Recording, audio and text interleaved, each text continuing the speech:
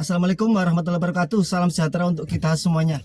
Nah teman-teman, kali ini kita akan sharing tentang apa saja yang sebaiknya kita lakukan setelah kita membeli mobil bekas, terutama untuk mobil yang sudah cukup berumur. Ya, suatu misal mungkin seperti mobil Hyundai Atos yang ada di depan kita, atau untuk mungkin mobil-mobil yang tua lainnya. Karena memang terkadang di antara kita mungkin terlena dan sudah merasa lega telah mendapatkan mobil tersebut. Padahal masih ada beberapa hal yang mungkin sebaiknya perlu kita lakukan agar mobil tersebut sudah bisa kita anggap siap pakai. Apalagi bakal kita gunakan untuk mobilitas harian. Karena itulah kita harus menyiapkan dana cadangan kurang lebih sekitar 3 sampai dengan 5 jutaan. Itu pun menyesuaikan dengan kondisi mobil ketika kita mau membeli mobil tersebut. Dan untuk beberapa hal yang akan kita perhatikan tentunya akan kita bawa ke bengkel yang terpercaya.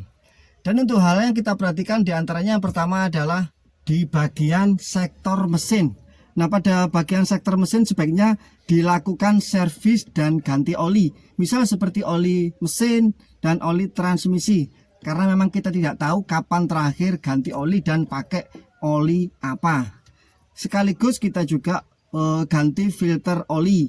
Tak lupa juga cek filter udara dan filter bensin. Kemudian cek juga untuk kondisi fan belnya. Kalau memang dirasa kurang layak sebaiknya diganti saja. Lalu kita juga minta untuk pengecekan bagian kelistrikan. Misal seperti di bagian alternatornya. Kemudian kondisi aki juga bagaimana. Cek juga untuk busi dan kabel businya. Dan sekaligus mungkin untuk merapikan lagi mungkin ada rangkaian kelistrikan yang tidak standar untuk dikembalikan pada kondisi standar. Lalu kita juga bisa minta untuk pengecekan di bagian saluran pendingin mesin, seperti kondisi kipas radiatornya, kemudian kondisi selang-selang radiator. Nah, untuk radiator juga mungkin bisa dikuras, kita bersihkan dan diganti dengan cairan pendingin yang baru. Hal tersebut tujuannya untuk menghindari overheat di perjalanan. Kemudian hal kedua yang kita lakukan adalah kita periksa di bagian kaki-kaki mobil di bengkel kaki-kaki. Minta pengecekan untuk kondisi shock breakernya bagaimana. Kemudian kita juga cek untuk bagian kondisi tie rod, long tie rod, dan busing-busingnya. Dan cek juga di bagian pengereman. Bisa juga sekaligus kita untuk minta ganti minyak remnya. Dan tak lupa juga perhatikan untuk kondisi bannya.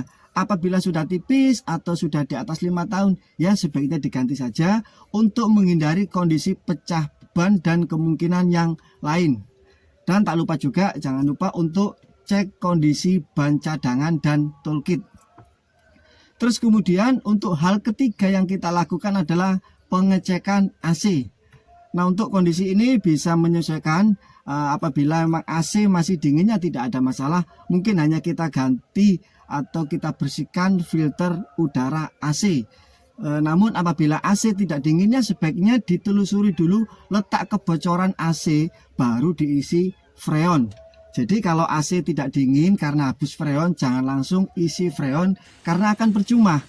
Dalam beberapa waktu juga akan tidak dingin lagi dan bakal keluar biaya lagi.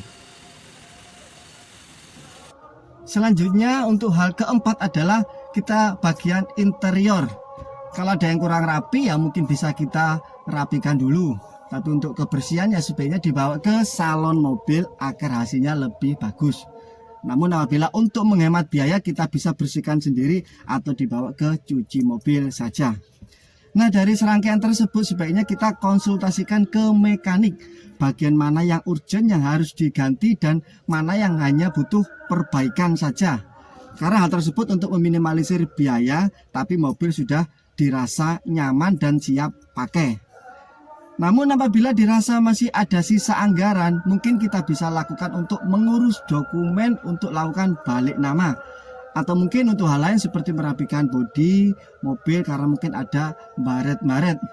Atau untuk hal lain mungkin mengganti kaca film atau mungkin karet wiper. Namun hal tersebut hanya opsional saja. Dan walaupun mobil sudah dirasa nyaman dan siap pakai, sebaiknya pergunakan mobil dengan sebaik-baiknya.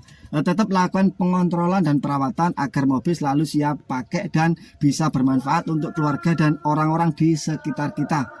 Nah, apabila video ini dirasa bermanfaat, silakan di-share di medsos teman-teman sekalian. Tak lupa saya mau dukungan untuk subscribe bagi yang belum subscribe.